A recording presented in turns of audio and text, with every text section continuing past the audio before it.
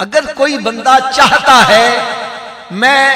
کثرت کے ساتھ درود پاک پڑھنے والوں میں شمار ہو جاؤں، شامل ہو جاؤں، لیکن حافظ صاحب میرے پاس وقت نہیں ہے، تو میں اس کو نسخہ بتلاتا ہوں، بھائی تیرا وقت بھی نہ لگے درود پاک بھی پڑھا جائے۔ وہ نسخہ کیا ہے؟ آپ اپنے گھر سے نکلتے ہو، اپنی ڈیوٹی پہ جاتی ہو،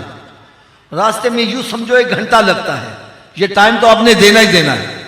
چاہے خاموشی سے طے کر لو، چاہے گانے گنگناتے ہوئے یا ذہن میں کوئی پروپیگنڈے سوچتے ہوئے طے کرو۔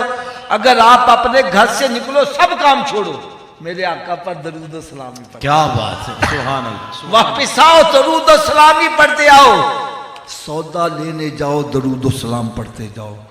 واپس آؤ درود و سلامی پڑھتے آؤ۔ رات کو لیٹے ہو نیند نہیں آ رہی، نہ فلمیں ڈرامے دیکھو، نہ ناول ڈائجسٹ پڑھو، بلکہ میرے آقا صلی اللہ علیہ وسلم پر درود و سلامی پڑھتے جاؤ۔ اللہ کرے ایسا ہو جائے میں سو جاؤں یا مصطفیٰ کہتے کہتے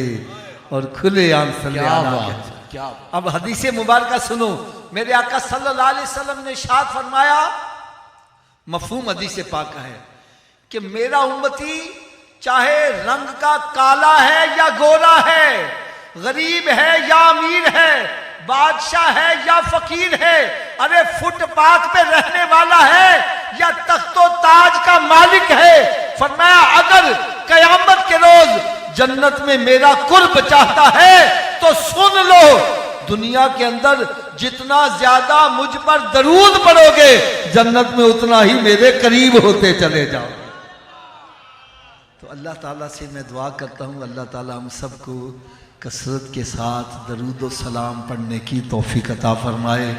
صلو علی الحبیب صلی اللہ تعالی علی محمد صلی اللہ تعالی علیہ وسلم۔